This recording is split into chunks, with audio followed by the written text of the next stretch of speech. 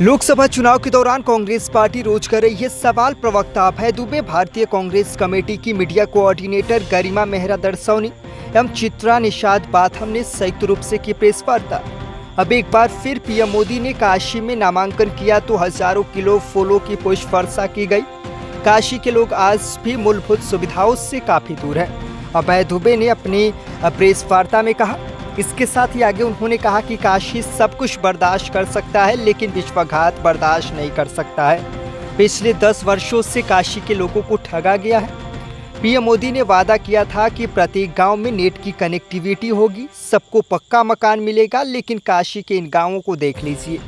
Congress party ने इसीलिए वादा किया है कि हर मनरेगा मजदूर को कांग्रेस 400 रुपये मजदूरी देगी। काशी के 94 गांव के मनरेगा मजदूरों को नहीं मिली है मजदूरी, अभय दुबे ने अपने प्रेस वार्ता में कहा। आपको बता दें कि अमेठी में दीपक सिंह पर मुकदमा दर्ज होने के बाद अभय दुबे ने कहा कि तुम्हारी जेलों ने वो लोहा नहीं पैदा किया है जो हमारे हौसले को तोड़ सके।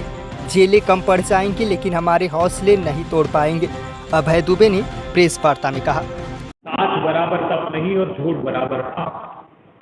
काशी सब कुछ बर्दाश्त कर सकता है, मगर काशी विश्वनाथ धाम की नगरी विश्वासघात बर्दाश्त नहीं कर। जो 10 वर्षों से वाराणसी के साथ विश्वासघात किया गया है, वो आपने प्रत्यक्ष रूप से देख लिया। प्रधानमंत्री जी ने मां गंगा की सफाई का वादा किया था, मां गंगा की सौगंध खाई, मगर अभी इलाहाबाद हाई कोर्ट में जनवरी में अदालत ने ये कहा, एंड आई कोर्ट, कि सफाई नहीं कर रहे हैं या सफाई करना ही नहीं चाहते। सरकार से कहा कि क्या आपका इरादा ही नहीं है सफाई करने। उसके पहले भी सुप्रीम कोर्ट ने कहा था कि सिंगल ड्रॉप भी क्लीन गंगा का नहीं हुआ। आप चौंक जाएंगे ये बात जानकर कि जो सरकार ने हलफनामा दायर किया है कोर्ट में, उसमें यह कह दिया कि हाँ 40% सीवर का पानी अभी भी मां गंगा में डाला जाता है। तो मैं मेरे देश के प्रधानमंत्री से प्रश्न करना चाहता हूं कि क्या प्रधानमंत्री जी गंगा की भी झूठी सौगंध खाई जा सकती है? प्रधानमंत्री जी ने, भारतीय जनता पार्टी की सरकार ने कहा कि हम एक आदर्श ग्राम योजना लाएं, प्रत्येक सांसद एक या दो या जितने संभव हो वो गांव गोद लेगा। प्रधानमंत्री जी ने भी कई गांव गोद लिए। वहां ये तय हुआ, दो युवा पत्रकारों ने, आप ही की तरह ओज और ऊर्जा से भरे युवा पत्रकारों ने मानस बनाया कि हम जाकर देखते हैं कि आदर्श ग्राम योजना का सच क्या है और प्रधानमंत्री की कंस्टिट्यूएंसी में ही देखते। तो ये जो दृश्य बताए गए थे ये डोमरी गांव के थे। सारे गांवों में उन्होंने विजिट किया। वहां ये पाया कि नल तो लगाए प्रतीकात्मक रूप से, लेकिन उसमें पानी नहीं आता।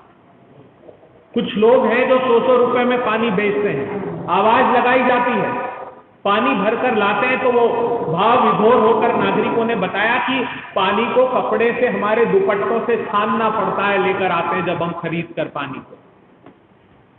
शौचालयों में सामान भरा हुआ है, दरवाजे नहीं है और शौचालय फंक्शनल ही नहीं है।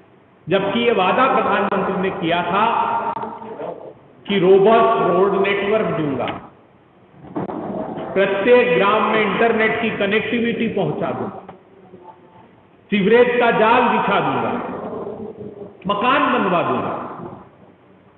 जब वो परिवारों से बात करने गए और प्लास्टिक की पन्नी बांध कर रह रहे थे, जो दृश्य इसमें दिखाए, तब डोमरी गांव के चौहान परिवार से उन्होंने बात की। और ये जब स्टोरी पब्लिश हुई तो वहां के म्युनिसिपल कमिश्नर ने एक इंक्वायरी कमेटी बिठाई और ये बताया कि इन लोगों ने आवेदन ही नहीं किया कभी। तो वो जो चौहान, मिस्टर चौहान थे, उनकी वाइफ, शायद फूलबाई नाम था उनका, उन्होंने कहा उस पत्रकार को कि ये 5 आवेदन हैं जो कई साल से हम कर रहे हैं। उसकी प्रतियां दिखाई उन्होंने। शायद प्रधानमंत्री जी 24/7 चुनाव में व्यस्त रहते हैं, इसलिए उनको गवर्नेंस का ख्याल नहीं। जैसा मैंने कहा कि दुर्भाग्यपूर्ण बात है, पूरे हिंदुस्तान में प्रधानमंत्री जी जिस प्रांत से चुनकर आते हैं वहां मजदूरों की ये दुर्दशा है कि 230 से 237 रुपए, सिर्फ 7 रुपए मनरेगा की मजदूरी बढ़ाई, जबकि पार्लियामेंट्री कमेटी ने सिफारिश की थी ये लिखकर कि इस महंगाई के समय में कम से कम 375 रुपीज प्रतिदिन मनरेगा की मजदूरी दी जानी चाहिए। कांग्रेस पार्टी ने इसीलिए प्रॉमिस किया कि हम 400 रुपए की मनरेगा मजदूरी देंगे। अगर 94 गांव के लोग आकर प्रदर्शन करते हैं, थाने पर प्रदर्शन करते हैं, चौबेपुर थाने का दृश्य आपने देखा, जहां किसान गुहार लगा रहे कि महीनों से उनके भुगतान नहीं हुआ, तो प्रधानमंत्री जी वो परिवार का पालन पोषण कैसे करेंगे? दुर्भाग्यपूर्ण बात है मेरे देश ज्ञान और आध्यात्म की राजधानी काशी को हम सब कांग्रेस पार्टी की ओर से नमन करते हैं। काशी इस सृष्टि की वो अलौकिक नगरी है जो प्रलय काल के दौरान भगवान शंकर के त्रिशूल पर धारण कर दी जाती है और सृष्टि काल के दौरान पुनः धरती पर अवतरित हो जाती है।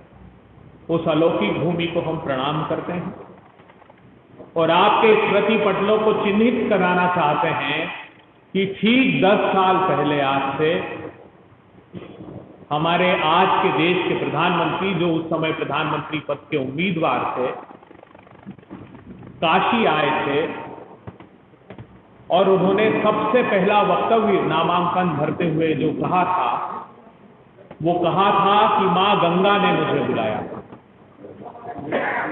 उसके बाद प्रधानमंत्री जी ने काशी के लोगों से वादा किया कि काशी को मैं क्योटो बना दूंगा। उसके बाद हजारों नौजवानों को हजारों करोड़ रुपए के इन्वेस्टमेंट के एक पोर्ट का वादा प्रधानमंत्री जी ने किया। प्रधानमंत्री जी ने काशी के लोगों से कहा कि मैं बुनियादी सुविधाओं का एक जाल बिछा दूंगा। काशी के लोगों ने उन बातों को सुनकर अवसर प्रधानमंत्री जी को दिया, एक बार नहीं 2 बार प्रधानमंत्री जी को। अब पुनः प्रधानमंत्री जी जब काशी में आज नामांकन भर रहे हैं, तब हजारों किलो के फूलों से पुष्प वर्षा प्रधानमंत्री जी पर की जा रही है और प्रधानमंत्री जी की काशी अपने अधोसंरचना विकास और बुनियादी सुविधाओं पर आंसू बहा रही है।